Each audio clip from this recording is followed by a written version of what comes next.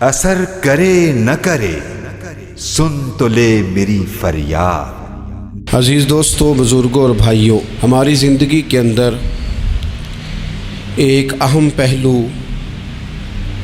جس سے ہم بڑی تکلیف کا شکار ہو جاتے ہیں اور بعض اوقات اذیت ناک حد تک وہ بات چلی جاتی ہے، وہ ہوتا ہے لوگوں کا باتیں کرنا۔ لوگ ایک دوسرے کے بارے میں تبصرہ کرتے ہیں، گفتگو کرتے ہیں، اگرچہ اسلام نے اسے بڑا ناپسند کیا اور غیبت کو زنا سے زیادہ بدتر قرار دیا، لیکن معاذ اللہ ثم معاذ اللہ لوگ پھر بھی اس اخلاقی کمزوری کا شکار ہو جاتے ہیں اور لوگوں کے بارے میں گفتگو کرتے ہیں۔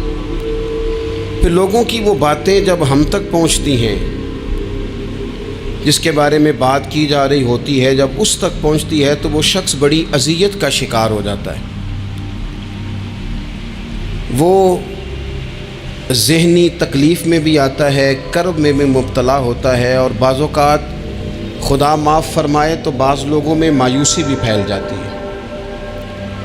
آپ قرآن مجید فرقان حمید کو دیکھیں تو اللہ تعالیٰ نے قرآن مجید میں فرمایا کہ وَإِذَا قِيلَ لَهُمْ آمِنُوا كَمَا آمَنَ النَّاسُ، جب منافقین سے کہا جائے کہ اس طرح ایمان لاؤ جس طرح کے باقی لوگ ایمان لائے ہیں، یعنی صحابہ کرام، قالوا تو وہ کہتے ہیں آنؤمنوا كَمَا آمَنَ السُّفَهَاءُ، ہم اس طرح ایمان لے آئیں جس طرح معاذ اللہ یہ بیوقوف ایمان لائے، ان کی طرح ایمان لے آئیں۔ الا انہم هم السفہاء، اللہ فرماتے ہیں خبردار ہو جاؤ یہی بیوقوف ہیں، ولکن لا یعلمون، لیکن یہ جانتے نہیں، انہیں اس بات کی خبر ان لوگوں کو جو کائنات کے بہترین لوگ ہیں زمین پر، انبیاء کے بعد صحابہ، ان کو لوگوں نے بیوقوف کہہ دیا،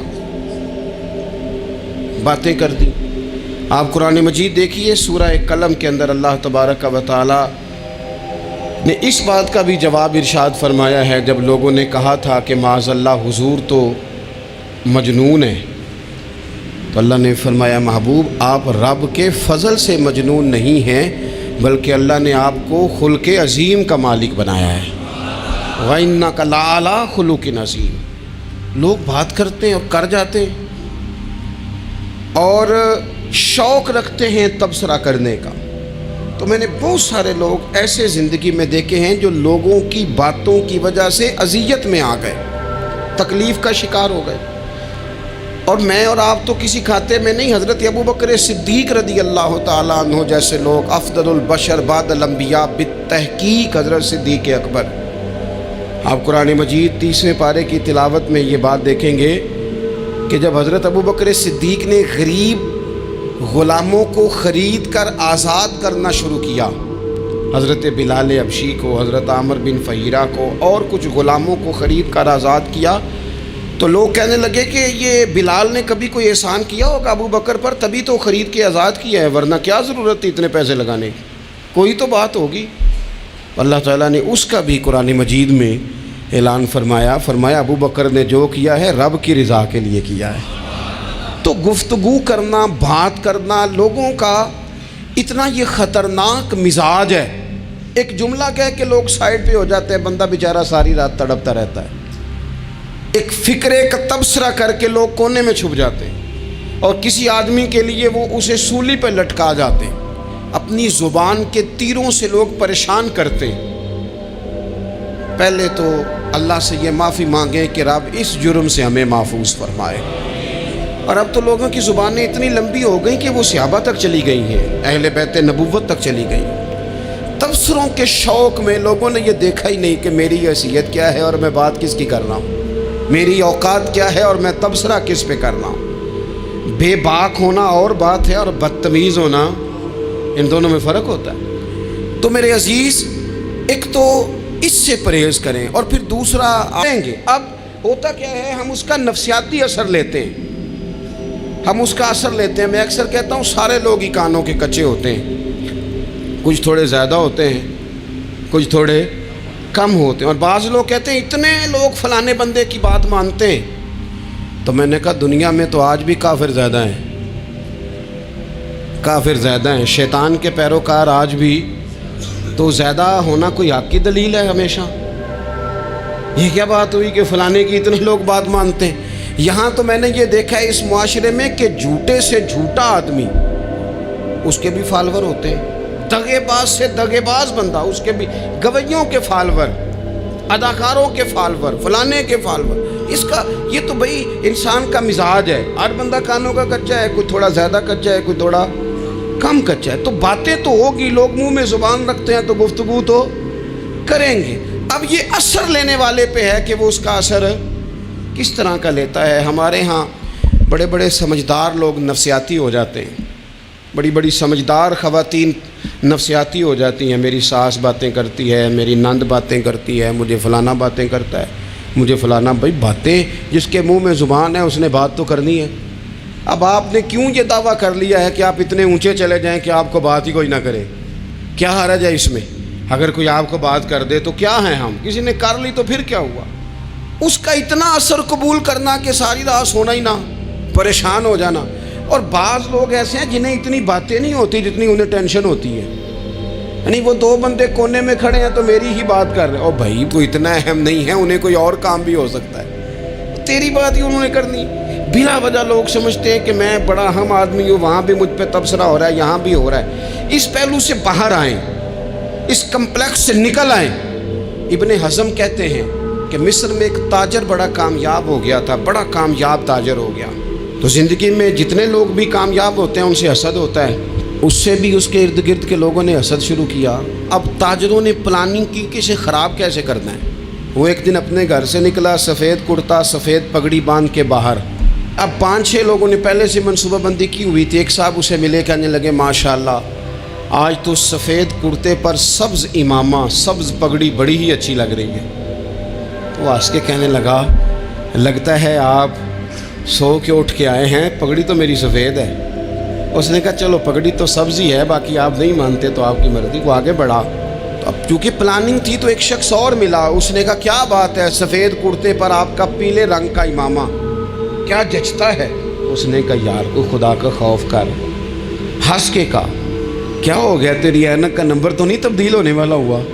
اور بھائی میں نے تو سفید کرتا اور سفید ہی امامہ باندھا ہے۔ اب 2-3 لوگوں کی دفعہ تو وہ مسکرایا، لیکن وہ ڈھیر سارے لوگوں نے منصوبہ بندی کی تھی۔ وہ جب چوتھے کے پاس گیا تو اس نے بھی کہا کہ کیا بات ہے سفید کرتے پر پیلے رنگ کے امامے کی۔ اس نے کہا پیلا کہاں ہے؟ اب وہ غصے ہونے لگا۔ اب وہ چھٹے کے پاس گیا تو اس نے کہا جناب کیا بات ہے سفید کرتا اور کالا امامہ۔ اب وہ غصے میں اتنا باولا ہوا کہ پہلے ہنسا پھر رویا، پھر اسے سمجھ نہ آئی کہ دکان کا تالا کس چابی سے میں نے کھولنا ہے۔ بس وہ شام ہوئی تو اس بیچارے کو بچوں نے روڑے مارنے شروع کر دیے۔ وہ اتنی تکلیف میں آ گیا کہ لوگ اسے پاگل کہنے لگے۔ کیوں؟ اس لیے کہ لوگ منصوبہ بندی، افواہ تھی نا کہ میری طبیعت خراب ہے، تو لوگوں نے حال پوچھ پوچھ کر بیمار کر دیا۔ لوگوں کی باتیں، لوگوں کے تبصرے، لوگوں کے کومنٹس۔ بولے امام شافعی فرمانے لگے لوگوں کی باتیں پتھروں کی طرح ہوتی ہیں، یہ روڑوں کی طرح ہوتی ہیں، اگر انہیں کمر کے اوپر رکھ لو گے نا تو یہ تمہاری کمر توڑ دیں گی، اور اگر تم ان کو اپنے پیروں کے نیچے رکھ لو گے تو تمہارا قد اونچا ہو جائے گا۔ بس دنیا میں وہ لوگ پریشان ہوتے ہیں جو لوگوں کی باتوں کو کندھوں پر سوار کر لیتے، جو پیروں کے نیچے رکھے، جو پاؤں کے نیچے رکھے ان کا قد۔ وہ پرانے زمانے میں نا عارف رومی رحمۃ اللہ علیہ فرماتے ہیں کہ ایک بیل گائے گر گئی تھی کنویں کے اندر، تو اب وہ لوگ اس کو نکال تو نہیں سکتے تھے، تو انہوں نے اس طرح کیا کہ مٹی ڈالنی شروع کر دی کہ اب بدبو آئے گی، پریشانی ہوگی، تو اس کو بند کر دیتے ہیں اندر ہی کنویں کو، کنواں نئی جگہ پہ کھود لیتے ہیں۔ انہوں نے جب اس کے اندر مٹی ڈالی نا تو وہ گائیں جو تھی وہ مٹی جھاڑ کے تو مٹی کے اوپر آ گئی، انہوں نے پھر مٹی ڈالی تو وہ تھوڑی اور اوپر آ گئی، اور مٹی ڈالی تو اور وہ مٹی ڈالتے گئے اور گائیں وہاں سے کنویں سے باہر آ گئی۔ لوگوں نے دفن کرنا چاہا، وہ باہر نکل آئی۔ اور میرے بھائی لوگ بھی اپنی باتوں میں دفن کرنا چاہتے ہیں، لیکن یاد رکھنا جو چمکنے والے تھے وہ چمکتے ہی رہے، جن کو اللہ نے عزت دی تھی ان کی گھٹائی کوئی نہیں سکا۔ اتنی اتنی لمبی زبانیں کھول کے لوگوں نے صحابہ کے بارے میں باتیں کی. باتیں ہو رہی ہیں. لوگ جن کو دبانا چاہتے تھے، آج نہیں صوفیاء کی مخالفت شروع ہوئی، ان کے زمانے میں بھی ہوئی، ان کے دور میں ان کے خلاف کتابیں لکھی گئیں. لکھنے والے خدا جانے کہاں ہیں، اور داتا صاحب ہو رہی ہے، خواجہ صاحب ہو رہی ہے. حضور غوث اعظم کے ان کے زمانے میں بھی ایسا نہیں ہوا کہ بڑی خوشی سے لوگوں نے آگے بڑھ کے پھول ڈالے ہوں. ان کے دور میں باقاعدہ جتھے تیار ہوئے، جتھے، اور پورا کام کیا گیا. اور ویسے بھی اگر کوئی شخص آپ کا مخالف ہی نہیں ہے تو پھر آپ کو چمکنے کا مزہ کیسے آئے گا؟ کوئی تو مخالف ہو نا، کوئی تو ہو نا جو کوئی بات کرے. دیکھیں نا، اگر اندھیرا نہ ہو، رات نہ ہو، تو بلب کی کوئی اہمیت رہ جائے گی؟ یہ چمکتا ہی تب ہے جب اندھیرا زیادہ ہوتا ہے. ہم کہتے ہیں اندھیرا ہو گیا، اور بھائی تجھے چمکنے کا موقع دیا ہے اندھیرے نے، تجھے اس نے عروج دیا. تندیے باد مخالف سے نہ گھبرا اے عقاب، یہ تو چلتی ہے تجھے اونچا اڑانے کے لیے. تو باتوں سے پریشان نہ ہو. میں نے کہا کہ اگر آپ باتوں کا پہاڑ بنا کے اوپر سوار ہو جائیں گے نا تو قد اونچا کریں گی باتیں. جو بندہ ڈسکس ہونے لگ جاتا ہے وہی تو مشہور ہوتا ہے، اسی کی تو بات ہوتی ہے. دیکھیں کیا ہوتا تھا بھلا مکے میں.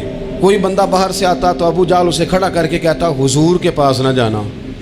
تو کہتا پتہ تو کروں بھلا نبی پاک کے پاس کیا ہے، پتہ تو کروں بھلا حضور کے پاس کیا ہے. تو جن سے تعارف نہیں ہونا تھا وہ بھی تعارف کرا رہے تھے رسول پاک کا. تو اس لیے باتوں سے گھبرا جانا. ہاں ایک بات ہمیں کتاب و سنت میں ملتی ہے، اس پر ضرور غور کریں. تہمت والی جگہ سے بچیں، تہمت کا موقع نہ دیں. مطلب بلا وجہ ہی اپنے لیے بحث کا دروازہ کھولنا یہ درست نہیں ہے. اپنے لیے ہم نہ دروازے کھول لیتے ہیں بحث کے. مفت کی بحث ہو رہی ہے، فلانا بھی ڈسکس کر رہا ہے. کچھ چیزیں ایسی ہوتی ہیں جو سب کی سمجھ کی نہیں ہوتی، وہ سب کے سامنے ڈسکس کرنا ضروری نہیں ہوتا. حضرت سیدنا ابو ہریرہ رضی اللہ تعالیٰ عنہ فرمایا کرتے تھے مجھے نبی پاک علیہ السلام نے علم کی 2 تھیلیاں دی ہیں، میں نے ایک کھولی ہے تمہارے سامنے، ایک کھولی ہے، دوسری نہیں کھولوں گا. اس لیے کہ ہر بندے کو بات اس کے ظرف کے مطابق کرنی چاہیے. تو موقع نہ دیں. نبی پاک صلی اللہ علیہ وسلم نے فرمایا اس بندے نے اپنی، یہ بخاری میں موجود ہے، فرمایا اس نے اپنی عزت اور اپنی جان کو محفوظ کر لیا جو فتنے والی جگہ سے بچ گیا. جہاں تہمت لگ سکتی ہے اس جگہ سے بچیں. جان بوجھ کے لوگوں کو موقع نہ دیں باتیں کرنے کا، جان بوجھ کے موقع نہ دیں. جامع ترمذی کے اندر حدیث موجود ہے، حضرت سیدنا عمر فاروق رضی اللہ تعالیٰ عنہ نے ایک موقع پر اجازت مانگی تھی نبی پاک صلی اللہ علیہ وسلم سے. عرض کیا یا رسول اللہ صلی اللہ علیہ وسلم مجھے آپ اجازت دے دیں، میں عبداللہ بن ابی سلول کی گردن اڑا دوں. یہ منافق بار بار آڑے آتا ہے، بار بار تکلیف دیتا ہے، آپ مجھے اجازت دیں میں اسے قتل کر دوں. اب وہ چونکہ کلمہ پڑھتا تھا، ساتھ تو رہتا ہی تھا نا، بہت سارے لوگ اسے مسلمان جانتے تھے. تو حضرت سیدنا عمر فاروق رضی اللہ تعالیٰ عنہ نے اجازت چاہی کہ یا رسول اللہ صلی اللہ علیہ وسلم اگر آپ مجھے اجازت دے دیں، یہ ترمذی میں موجود ہے، یعنی آپ اس جگہ سے بچیں جہاں تہمت لگ سکتی ہے، جہاں بلا وجہ کسی شخص کو شر پھیلانے کا موقع مل سکتا ہے. یا رسول اللہ مجھے اجازت دے میں عبداللہ بن ابی سلول کی گردن اڑا دوں. نبی پاک صلی اللہ علیہ وسلم نے فرمایا کہ عمر اگر میں تمہیں ایسا کرنے کی اجازت دوں گا تو لوگ کہیں گے کہ وہ اپنے قریبیوں کو انہوں نے مروانا شروع کر دیا ہے، ساتھ والوں کو ہی مروانا شروع. لوگ تو اسے مسلمان سمجھتے ہیں تہمت والی جگہ سے. بلکہ بخاری شریف میں اسی طرز کا ایک اور پیغام بھی ہمارے لیے موجود ہے. یہ جو حرم شریف آج ہمارے سامنے ہے نا، بیت اللہ شریف، اس میں ایک پیچھے مقام ہے جس کو حتیم کہا جاتا ہے. یہ خانہ کعبہ کا حصہ ہے. حضور صلی اللہ علیہ وسلم کے اعلان نبوت سے پہلے جب قریش مکہ نے اسے تعمیر کیا نا دوبارہ سے، تو انہوں نے چندے کا کوئی اس طرح کا مزاج بنایا تھا کہ اس بندے سے پیسے لینے ہیں جس کے بالکل ہی جائز ہو. اس ترتیب سے انہوں نے خانہ کعبہ کی تعمیر کی کہ پھر وہ ساری تعمیر نہ کر سکے، حتیم باہر رہ گیا. تو نبی پاک صلی اللہ علیہ وسلم نے ایک دن فرمایا، بخاری میں موجود ہے، حضور فرمانے لگے عائشہ اگر تمہاری قوم جاہلیت کے قریب نہ ہوتی، کیونکہ ابھی قریب جاہلیت چھوٹی ہے نا، ابھی لوگوں نے کلمہ پڑھنا شروع کیا ہے، فرمایا اگر یہ جاہلیت کے قریب نہ ہوتے تو میں کعبے کو انہی بنیادوں پر دوبارہ بنا دیتا جن بنیادوں پر حضرت ابراہیم علیہ السلام نے بنایا تھا. لیکن چونکہ یہ جاہلیت کے قریب ہیں، ان کی سمجھ میں چیز نہیں آئے گی، یہ شک میں پڑ جائیں گے، پریشان ہو جائیں گے. لہذا میں یہ کام نہیں کرتا۔ بہت ساری چیزیں ایسی ہیں کہ جن کی وجہ سے بعض سادہ لوگ ابہام کا شکار ہوتے ہیں، ابہام کا۔ ہمارے علماء نے اس طرح کیا کہ بڑے طے کر کے عقائد کے عنوانات امت تک پہنچائے۔ ہر آدمی ہر شعبے کا اسپیشلسٹ نہیں ہوتا، بہت ساری لوگ باتیں مریض کے سامنے کرنے والی نہیں ہوتی، وہ صرف لواحقین کو بتانے والی ہوتی۔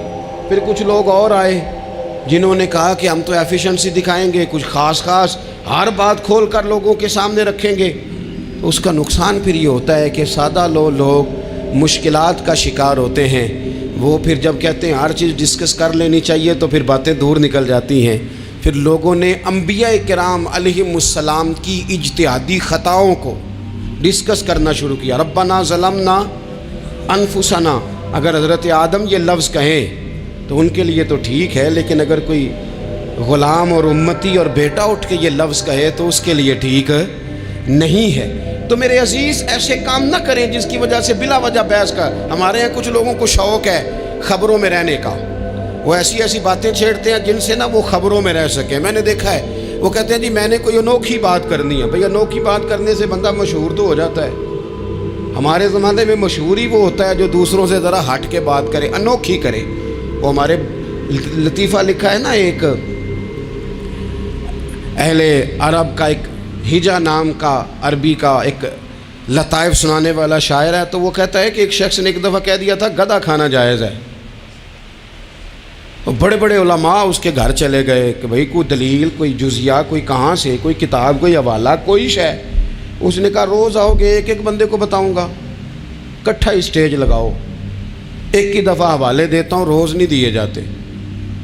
وہ اسٹیج لگ گیا، دنیا جمع ہو گئی، جنہوں نے کبھی ٹائم نہیں نکالنا۔ تو یہ ذرا انوکھی بات جو کر رہا تھا، تو سارے لوگ آ گئے۔ تو وہ اسٹیج پہ چڑھا تو کہنے لگا مجھے جانتا کوئی نہیں تھا، چلو اب بدنام جو ہوں گے تو کیا نام نہ ہوگا، اب قیامت تک کہو گے تو صحیح نا۔ وہ اس مولوی دے گھر جنہیں ایک بار آخیا نہیں سی گدھا کھانا جائز ہے، چلو بدنام جو ہوں گے تو کیا۔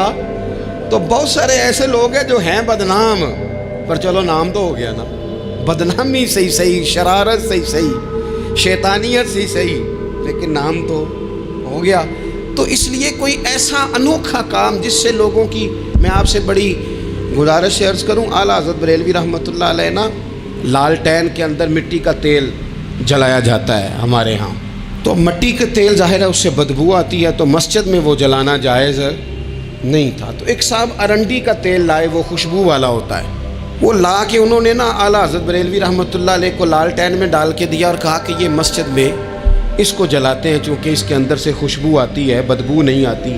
تو وہ جو شرعی عذر ہے نا، حضور نے فرمایا کہ جمعے والے دن غسل کر کے آؤ تاکہ کسی کے پسینے سے ایک دوسرے کو تکلیف نہ ہو۔ کچا لہسن پیاز کھا کے مسجد آنا اس لیے منع کر دیا گیا کہ منہ کی بدبو سے تکلیف ہو، تو مسجد میں کوئی ایسی چیز جو بدبو کا باعث بنے منع ہے۔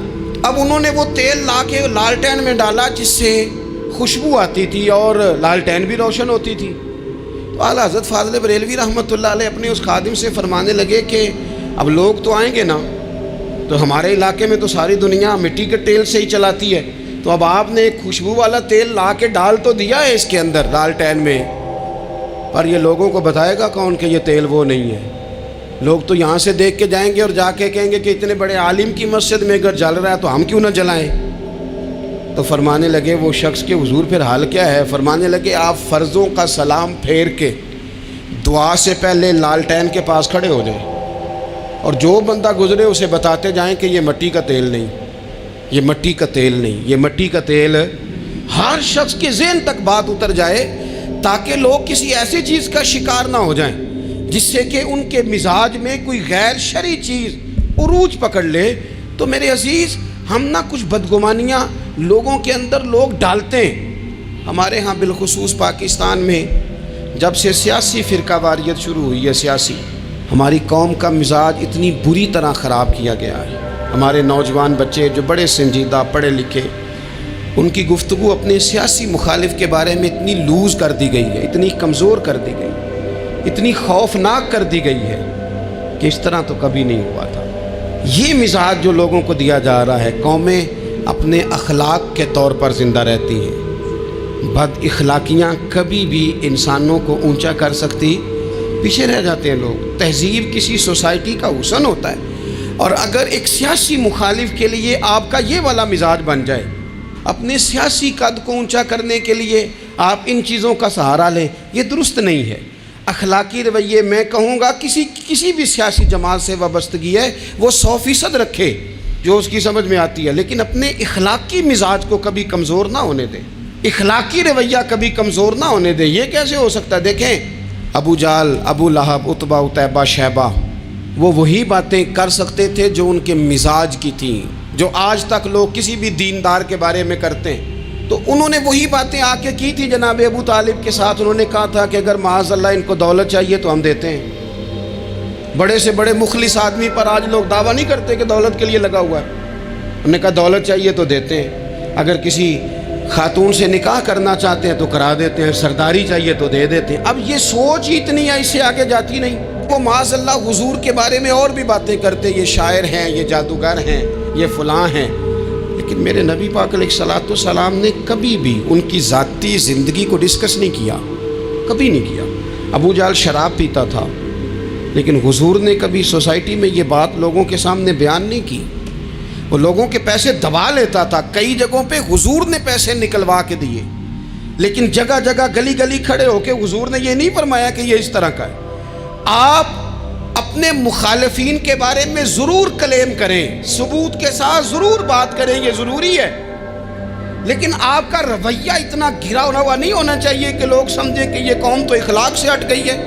آپ اختلاف کریں، لیکن اختلاف کے بھی آداب ہوتے ہیں، اس ادب کے دائرے کے اندر رہ کے۔ صحابہ کے بیچ بھی رائے کا اختلاف ہو جاتا تھا، ہو جاتا ہے، ہو جایا کرتا ہے۔ حضور اس اختلاف کو قبول کرتے، بھئی ہو جاتا ہے رائے کا اختلاف اپنوں میں، لیکن اس کے اندر انسان توہین پہ اتر آئے، اس کا لہجہ اس طرح کا ہو جائے جس طرح کی بازاری گفتگو کی جاتی ہے، تو محسوس ہوتا ہے کہ یہ تربیت کا فقدان ہے، یہ لہجے باوقار لوگوں کے نہیں ہوا کرتے۔ لہجے کو کبھی برا نہ ہونے دیں، انداز کو۔ لوگ آپ کو چھیڑیں گے، اپنی جگہ پہ کھینچ کے لانے کی کوشش کریں گے، بڑا کچھ لوگ کریں گے، لیکن آپ اپنی جگہ سے آپ تبدیل نہیں ہوں گے۔ آپ کہیں گے یار میرا ایک معیار ہے، میری ایک حیثیت ہے، میں اپنی حیثیت چھوڑ سکتا؟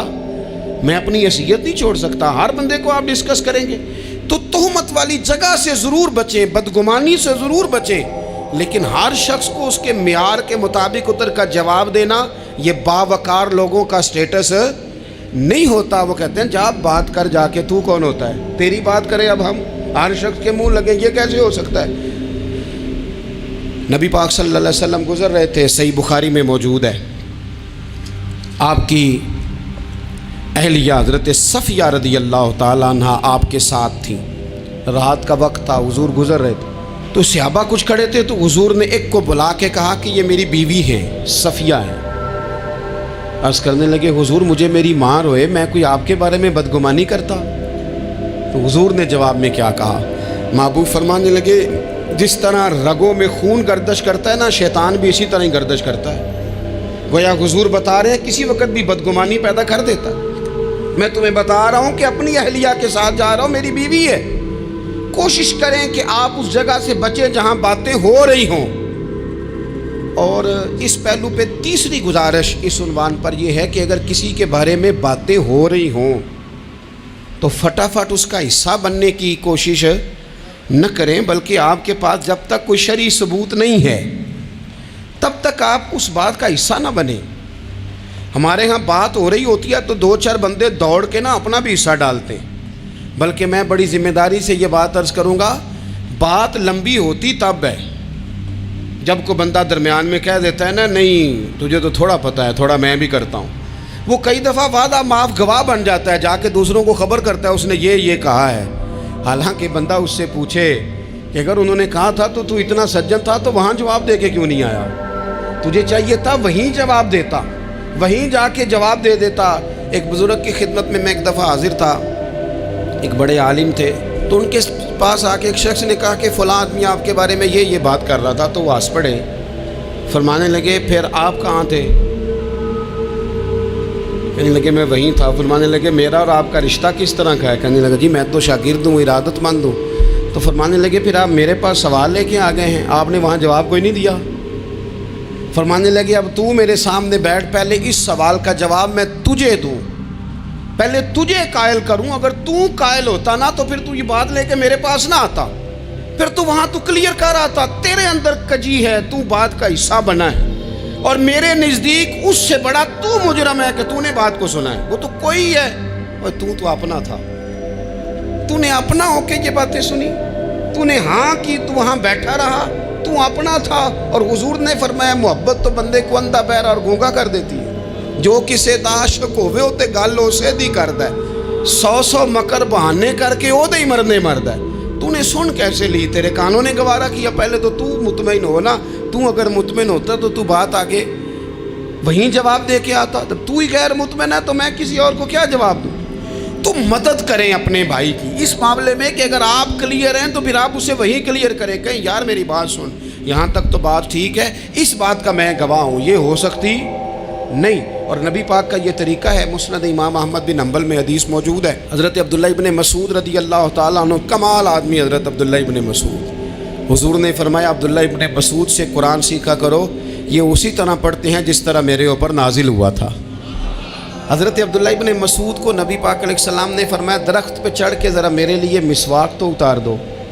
حضرت عبداللہ ابن مسعود کی پنڈلیاں پتلی پتلی تھی، ٹانگیں پتلی تھیں، وہ درخت پہ چڑھے، ہوا چلی تو کپڑا تھوڑا ہٹ گیا تو بعض لوگ ان کی پتلی پنڈلیوں کا مذاق اڑانے لگے، معاذ اللہ، دیکھو کیسی باریک باریک پنڈلیاں ہیں، کیا انداز ہے۔ اب حضور بیٹھے ہیں نا، تو انہوں نے جو بات کی تھی وہ بات بھی درست تھی، پنڈلیاں واقعی پتلی تھیں، اور کوئی بھی اس انداز میں دیکھتا تو شاید مسکراتا۔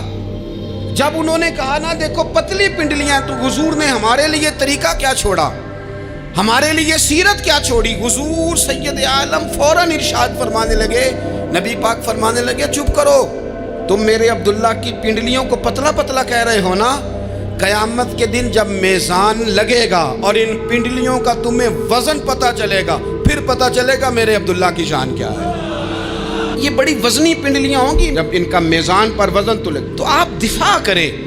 نبی پاک صلی اللہ علیہ وسلم نے فرمایا اگر کسی جگہ تیرے بھائی کی عزت پر حملہ ہو رہا تھا اور تو بچانے پر قادر تھا اور تو نے اس کی عزت سے اس شر کو روک دیا، کہا نہیں یار ایسی بات نہیں ہے، تم غلط کہہ رہے ہو، فرمایا اگر تم کسی کی عزت کا دفاع کرو گے تو فرمایا جہاں تمہاری عزت خراب کی جا رہی ہوگی رب وہاں تمہاری عزت کا دفاع فرمائے گا، اللہ تمہاری عزت کا محافظ بن جائے گا۔ لیکن ہم کیا کرتے ہیں، ہم لوگ باتیں کر رہے ہوتے ہیں تو ہم ان باتوں میں ایک بات اور شامل کرتے ہیں، ہم ان باتوں میں ایک بات اور شامل کر لیتے ہیں اور انداز اختیار کر لیتے ہیں، اور جو آپ کے حق میں ہے اس نے مخالف نہیں ہونا، اور جو مخالف ہے اس نے کبھی حق میں چھوڑیں، آپ کس کو قائل کر رہے ہیں؟ جس کی سمجھ میں آتی ہے وہ قبول کرے، نہیں آتی تو دروازہ کھلا ہے، کہیں اور تشریف لے جائے۔ ہمارا یہ مزاج بن گیا کہ بلا وجہ کی وضاحتیں بھی بندے کو کمزور کرتی ہیں، بلا وجہ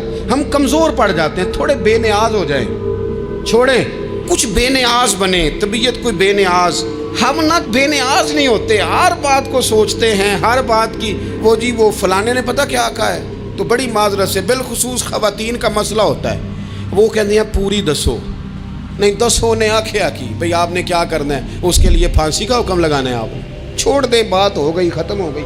اپنی زندگی میں تھوڑی سی بے نیازی بھی پیدا کریں، تھوڑی سی بے نیازی، ہر ایک کی بات سننا، ہر ایک کی بات پر غور کرنا، ہر بندے پر تبصرہ شروع کر دینا، وہ تو تکلیف آ جائے گی۔ وہیں سے جہاں سے بات شروع کی تھی پھر وہیں لاتا ہوں کہ باتوں کا اثر لیں لیکن صرف خیر کی باتوں کا اثر لیں، لیکن صرف اچھے لوگوں کی باتوں کا، ہر ایک کی بات کا اثر لوگے لوگ دو قدم نہیں چلنے دیں گے۔ اور دوسرا میں آپ کو بڑی ذمہ داری سے عرض کرتا ہوں، ہم ویژن والے لوگ ہیں، ہماری 1400 سال کی تاریخ ہے، ہم ویژن والے لوگ ہیں۔ یہ نہیں ہے کہ ادھر ایک بندہ آیا تو تھوڑی سی ہم اس کے پیچھے چلے جائیں گے، پھر کل ایک اور آئے گا تو تھوڑا سا اس کے پیچھے چلے جائیں گے۔ یہ تو وہ لوگ ہوتے ہیں جن کے پیچھے بنیاد نہیں ہوتی، اور جن کی پوری بنیادیں ہونا وقت زیادہ ہو گیا، ورنہ میں آپ کو اپنی سند پڑھ کے بتاتا کہ ہماری سند امام بخاری تک کیسے جاتی ہے اور امام بخاری کی رسول پاک تک کیسے جاتی ہے۔ یہ تو ایک تسلسل ہے، تو اس لیے بڑی جلدی آزمائش کا شکار نہ ہوا کریں۔ باتیں کس لیے ہیں؟ جو بندہ ویلا ہے اس نے بھی 4 باتیں تو ہر بات کا اثر نہ لیں، بالخصوص جوانوں سے کہتا ہوں ٹارگٹ اچیو کرنے کے لیے سب سے پہلے تو مقاصد کا تعین کرے جانا کے دور، پھر اس پہ لگ پڑے۔ باتیں ہوتی رہیں گی لیکن باتوں کو پشت پہ سوار نہیں کرنا، باتوں کو پاؤں کے نیچے رکھنا ہے، قد اونچا ہو جائے گا، قد اونچا ہو جائے گا۔ پشت پہ سوار کرو گے تو گردن ٹیڑھی کر دیں گے، آپ بس بڑھتے جائیں۔ گھوڑا جب دوڑتا ہے نا، دوڑتا ہے تو اس کے پیروں کو جھاڑیاں لگتی ہیں، لیکن اگر دوڑتا رہے تو کوئی جھاڑی کہیں رہ جاتی ہے، کوئی کہیں رہ جاتی ہے۔ باقی مخلوق کرتی ہے باتیں، وہ کرتی رہے گی، آپ آگے بڑھیں، سفر کرتے رہے۔ سفر بہت سارے باتیں کرنے والے وہیں رہ جاتے ہیں اور کام کرنے والے کہیں کے کہیں پہنچ جاتے ہیں۔ باتیں کرنے والوں میں سے نہ ہوں، کام کرنے والوں میں سے ہوں۔ اللہ توفیق عطا فرمائے۔ آخر دعوانا الحمدللہ رب العالمین۔